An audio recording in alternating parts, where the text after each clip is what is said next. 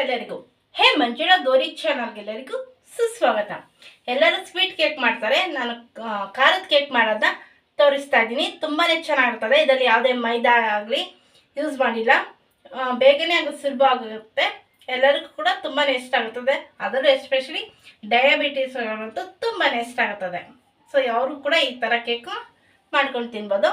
ಮೊದಲಿಗೆ ಉದ್ದಿನಬೇಳೆ ಮತ್ತು ಹೆಸರು ಬೇಳೆನ ಚೆನ್ನಾಗಿ ನೆನೆಸ್ಕೊಂಡಿದೆ. 2 ಸಮ ಪ್ರಮಾಣದಲ್ಲಿ. ಹಸಿಮೆಣಸಿನ್ಕಾಯಿ, ಶುಂಠಿ, ರುಚಿಗೆ ತಕ್ಕಷ್ಟು ಉಪ್ಪು, ಇಂಗು. ಮೊದಲಿಗೆ ಬೇಕಾಗಿರುವ ಸಾಮಗ್ರಿಗಳು. ಮೊದಲಿಗೆ ಮಿಕ್ಸಿ ಜಾರ್ಗೆ ರುಬ್ಬಕ್ಕೆ ಹಾಕೊಳ್ಳೋಣ. ಗಟ್ಟಿಗೆ ರುಬ್ಕೊಳ್ಳೋಣ ಆದಷ್ಟು. ಈಗ ಇದಕ್ಕೆ ಶುಂಠಿ ಹಾಕೊಳ್ಳೋಣ. ಈಗ ಹಸಿಮೆಣಸಿನ್ಕಾಯಿ ಸೇರಿಸ್ಕೊಳ್ಳೋಣ. ನಾವು ಎಷ್ಟು ಪ್ರಮಾಣ ಹಾಕ್ಕೊಂಡಿರ್ತೀವೋ ಅದಕ್ಕೆ ತಕ್ಕಾಗೆ ಹಸಿಮೆಣಸಿನ್ಕಾಯಿ ಹೆಚ್ಚು ಕಮ್ಮಿ ಮಾಡ್ಕೋಬೋದು. ಕಮ್ಮಿ ಬೇಳೆ ತೊಗೊಂಡಿದ್ರೆ ಕಮ್ಮಿ ಹಾಕ್ಕೋಬೇಕು. ರುಚಿಗೆ ತಕ್ಕಷ್ಟು ಉಪ್ಪು ಹಾಕ್ಕೊಳ್ಳೋಣ. ಆಮೇಲೆ ಇಂಗು ಕೂಡ ಸೇರಿಸ್ಕೊಳ್ಳೋಣ.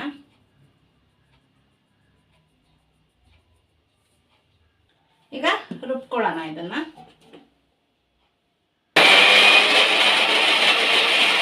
ಈಗ ನುಣ್ಣಗೆ ರುಬ್ಬಾಗಿದೆ. ಈಗ ಒಂದು ಬೌಲ್ಗೆ ಟ್ರಾನ್ಸ್ಫರ್ ಮಾಡ್ಕೊಳ್ಳೋಣ. ನೋಡಿ, ಚೆನ್ನಾಗಿ ಎಲ್ಲನೂ ರುಬ್ಕೊಂಡು ಮಿಕ್ಸ್ ಮಾಡ್ಕೊಂಡು ಇಟ್ಕೊಂಡಿದೆ. ಈಗ ಇದಕ್ಕೆ ಇನ್ನೂ ಫ್ರೂಟಿ ಹಾಕೋಣ. ಸ್ವಲ್ಪ ನೀರು ಸೇರಿಸ್ಕೊಳ್ಳೋಣ, 1-2 ಟೇಬಲ್ ಸ್ಪೂನು. ಚೆನ್ನಾಗೀಗ ಮತ್ತೊಮ್ಮೆ ಮಿಕ್ಸ್ ಮಾಡೋಣ.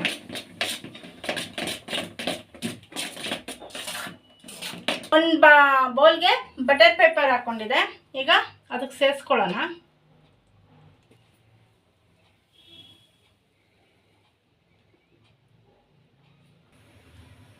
ಈಗ ಒಲೆ ಮೇಲೆ ಕುಕ್ಕರ್ ಇಟ್ಕೊಂಡಿದೆ. ಅದರಲ್ಲಿ ನೀರು ಕೂಡ ಸೇರಿಸ್ಕೊಂಡಿದೆ. ಅದರಲ್ಲಿ ಇಡೋಣ.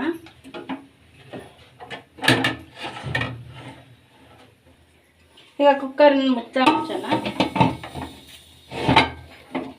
ಒಂದು 20ರಿಂದ 30 ನಿಮಿಷ ಕುಕ್ ಆಗಲಿ. ಒಂದು 40ರಿಂದ 45 ನಿಮಿಷ ಆಗಿದೆ. ಈಗ ಓಪನ್ ಮಾಡೋಣ. ಆಡಿಸ್ಬಿಟ್ಟು ಏರ್ ಹೋಗಲಿ.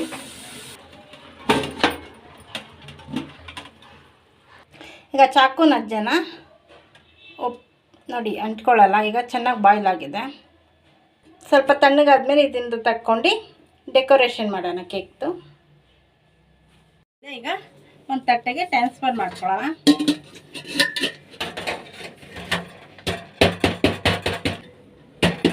ನೋಡಿ, ಹೀಗೆ ತಟ್ಬಿಟ್ಟು ಎತ್ತೋಣ.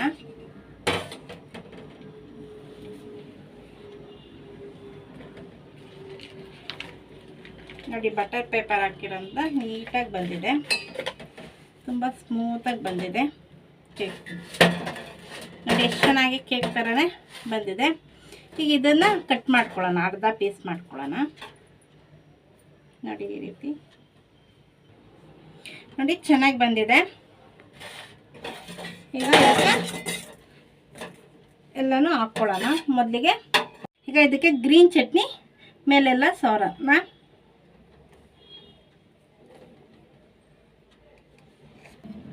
ಈಗ ಸ್ವೀಟ್ ಚಟ್ನಿ ಹಾಕ್ಕೊಳ್ಳೋಣ. ಎಲ್ಲ ಕಡೆ ಸ್ಪ್ರೆಡ್ ಮಾಡೋಣ.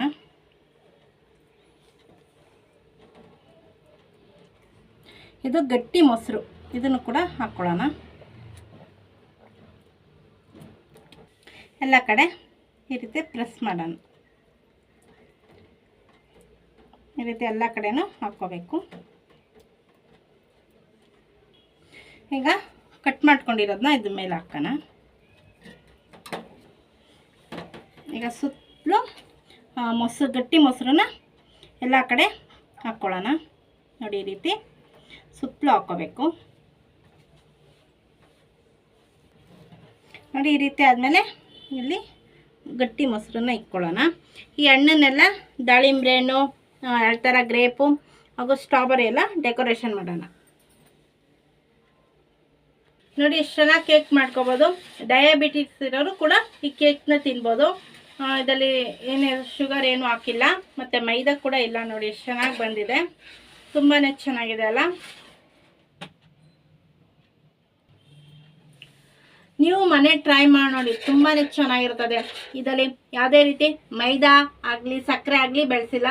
ಸ್ವೀಟ್ ಚಟ್ನಿಗೆ ಬೆಲ್ಲ ಹಾಕಿದೆ. ಬೆಲ್ಲ ಬೇಡ ಅಂದರೂ ಖರ್ಜೂರದ ಪೇಸ್ಟ್ ಕೂಡ ಯೂಸ್ ಮಾಡ್ಕೋಬೋದು. ತುಂಬಾ ಚೆನ್ನಾಗಿರುತ್ತೆ. ನೀವು ಯಾವ ರೀತಿ ಹಣ್ಣು ಅಥವಾ ತರಕಾರಿ ಕೂಡ ಯೂಸ್ ಮಾಡಿ ಡೆಕೋರೇಷನ್ ಮಾಡ್ಕೋಬೋದು, ನಿಮ್ಗೆ ಯಾವ ರೀತಿ ಬೇಕು ಅಂತಲೂ. ತುಂಬಾ ಚೆನ್ನಾಗಿರುತ್ತದೆ, ಎಲ್ಲರಿಗೂ ಕೂಡ ಇಷ್ಟ ಆಗುತ್ತದೆ.